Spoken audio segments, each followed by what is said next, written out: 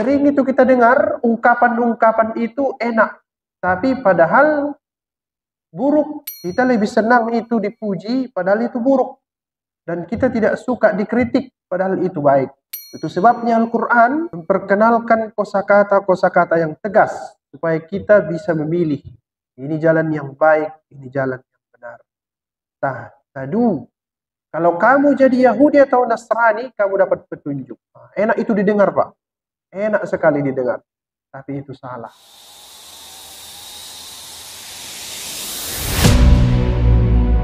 Assalamualaikum warahmatullahi wabarakatuh. Alhamdulillah. Wassalatu wassalamu ala rasulillah. Alladhi man la nabiyya ba'dah. Yang saya hormati bapak-bapak, ibu-ibu, orang-orang tua saya, pengurus Masjid Al-Anwar. Alhamdulillah, pada malam hari ini kita kembali belajar tafsir. Bapak, ibu-ibu yang saya hormati, ini pengajian kita yang ke-137. Ini sudah masuk lembaran terakhir dari juz 1. Insya Allah sekitar 5 atau 6 ayat lagi selesailah juz 1 dari kajian kita. Kajian ini dimulai dari tahun 2020 ketika masa COVID-19 waktu itu. Sudah 4 tahun berjalan. Alhamdulillah kita bisa mengaji sebanyak ini. Kata Al-Quran di surah Al-Baqarah ayat yang ke-135. Wa qalu kunu hudan aw nasara tahtadu. Qul bal millata Ibrahim hanifa wa ma kana minal musyrikin.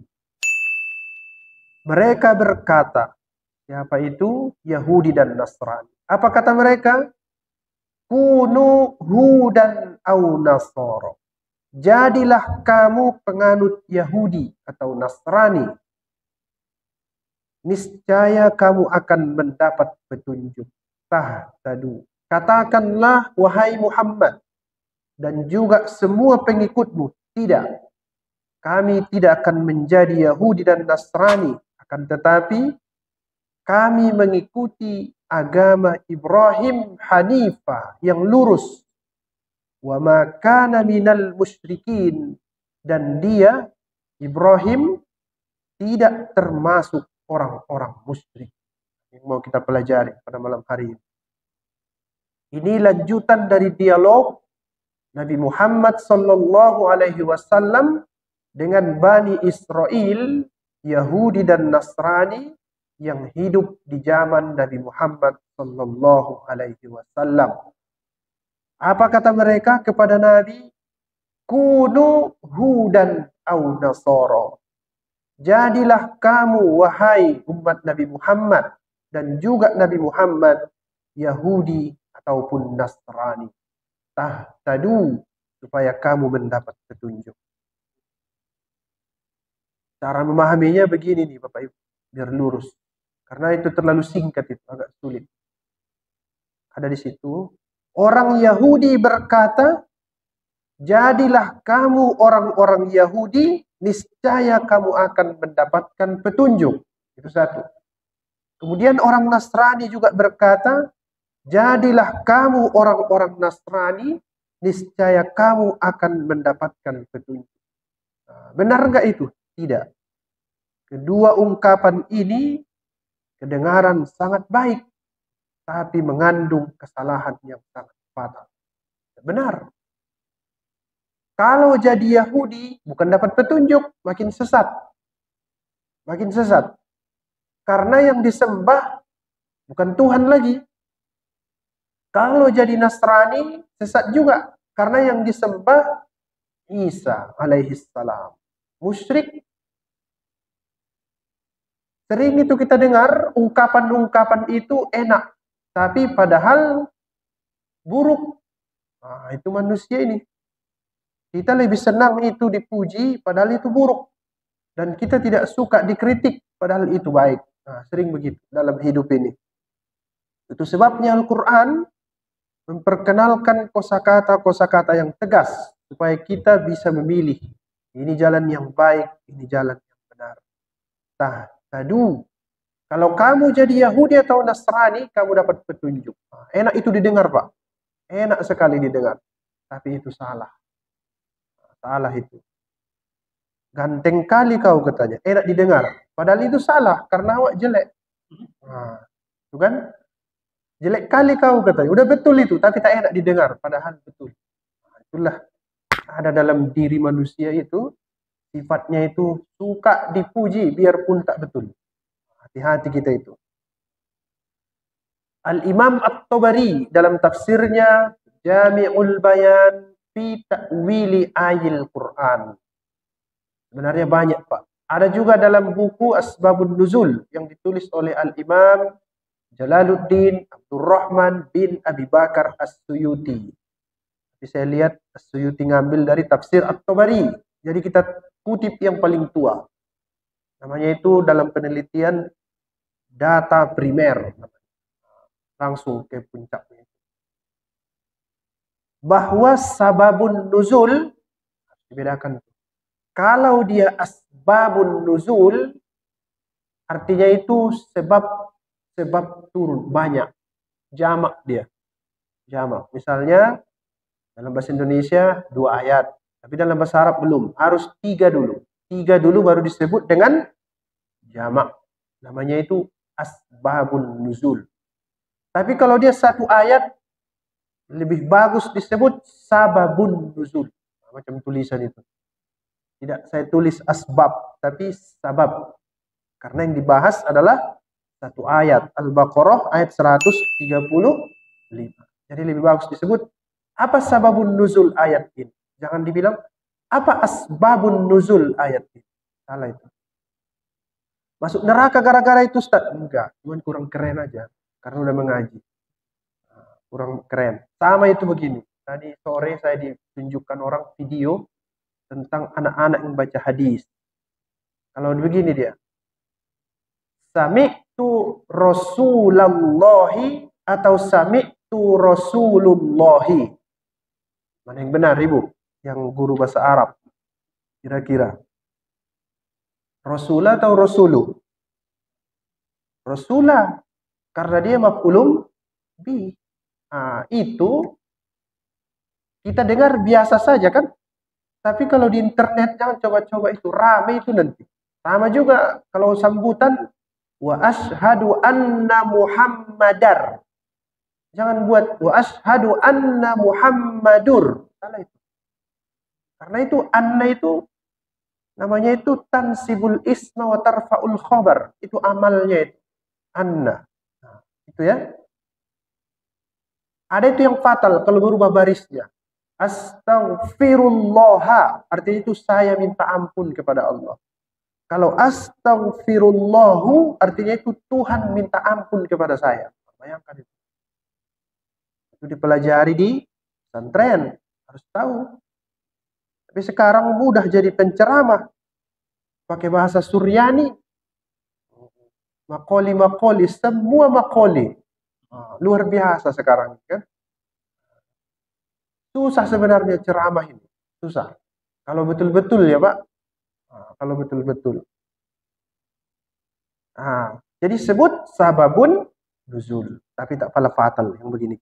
Sabab artinya mufrad. Asbab artinya jamak. Jadi sababun, sababani, asbabun. Namanya itu jamak taksir dalam bahasa Arab. Ada lagi 2 lagi. Satu lagi jamak muannatsis salim, satu lagi jamak mudzakkaris salim. Itu tidak perlu kita perdalam, tapi harus tahu sedikit-sedikit.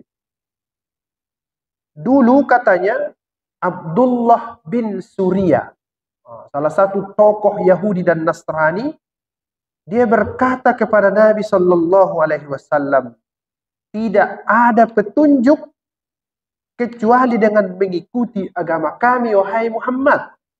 Maka ikutilah agama kami, niscaya kamu, wahai Nabi Muhammad dan pengikutmu, akan mendapatkan petunjuk. Itu ditulis oleh Imam At-Tabari Dalam tafsirnya tadi, Jami'ul Bayan. Nah, untuk membantah ucapan siapa tadi? Abdullah bin Surya. Turunlah ayat ini, Kul bal millata Ibrahim hanifa. Yahudi Nasrani itu yang disebut Abdullah bin Surya tak betul. Yang betul millata Ibrahim hanifa. Agama Ibrahim yang hanif. Nanti saya jelaskan apa itu hanif. Bapak Ibu sekalian, ada di dunia ini satu paham yang mengatakan Islam itu disebut dengan Muhammadanism namanya. Ajaran Nabi Muhammad, bukan ajaran Tuhan. Ada itu. Nah, kalau dalam kajian asbabun nuzul, setiap nabi mengalami peristiwa, kemudian Allah berkomentar, betul nggak itu Islam ini ajaran Nabi Muhammad? Nggak betul. Berarti ini ajaran dari Tuhan. Ada itu yang bilang, jangan percaya kepada ajaran Islam, itu rekayasa Nabi Muhammad. Kalau betul itu rekayasa, kenapa ada kajian sababun nuzul? Berarti Tuhan dalam tanda petik turun tangan untuk menyelesaikan permasalahan yang dihadapi Nabi Muhammad SAW. Nah, Bapak Ibu sekalian, mari kita terus belajar supaya kalau kita disuruh ceramah di bulan Ramadan, ada itu kan di kalender itu, yang kita sampaikan itu tidak kemana-mana, begitu. Alhamdulillah, kita bisa ceramah setelah belajar bertahun-tahun. Nah, Bapak Ibu sekalian, lanjut halaman 2 ya. Kunu hudan au nasor. Jadilah kamu penganut Yahudi atau Nasrani. Ini dari dulu sampai sekarang ada ini. Kalau dulu diucapkannya pakai lidah, sekarang enggak. Pakai apa sekarang? Pakai politik. Pakai riba. Pakai sistem pergaulan. Pakai media. Ini sekarang semua ini. Kemarin kan ada boikot itu, Pak. Ya betul, memang semuanya serba Yahudi sekarang. Apa yang tidak serba Yahudi? Pergaulan-pergaulan anak muda kita mirip Yahudi semua. Mirip Yahudi. Namanya dayus dalam istilah agama. 2 nama hewan yang disebutkan Tuhan sebagai sifat dari orang Yahudi, Bani Israel ini, 1 babi. Mohon maaf ini. 1 lagi monyet. Kera, kuliap, cek, apa lagi. Nah, semua itu yang di situ itulah pokoknya mirip-miripnya sifatnya itu semua, Pak. Wa ja'ala minhumul qiradata wal khonazir. Lihat. Karakter dari babi itu salah satunya ini tidak pernah cemburu dengan pasangannya apapun yang dilakukan pasangan. Itu babi. Tak peduli dia itu dengan pasangan. Perhatikan umat Islam sekarang. Yang suaminya, istrinya bintang film. Saya selalu perhatikan itu. Ada kemarin film Ipar Adalah Maut. Ada nonton ibu-ibu? Itu kan hadis Nabi kan? Alhamu al-maut. Ipar adalah maut. Itu terlepas dari sebagian aktornya, aktrisnya muslim atau muslimah. Tapi ada wawancara saya tonton begitu. Kenapa istrimu dikasih acting dengan laki-laki lain?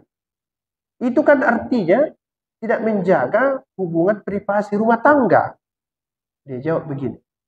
Itulah konsekuensi akibat menjadi artis. Kita harus profesional. Bayangkan itu. Ucapan yang seperti itu. Demi profesionalitas, korban ajaran agama. Itu dalam bahasa Al-Quran. Apa itu tadi? Dayus. Babi itu. Bayangkan. Saya mohon maaf ini menyebutkan. Quran yang menyebut itu. Karakter Yahudi itu.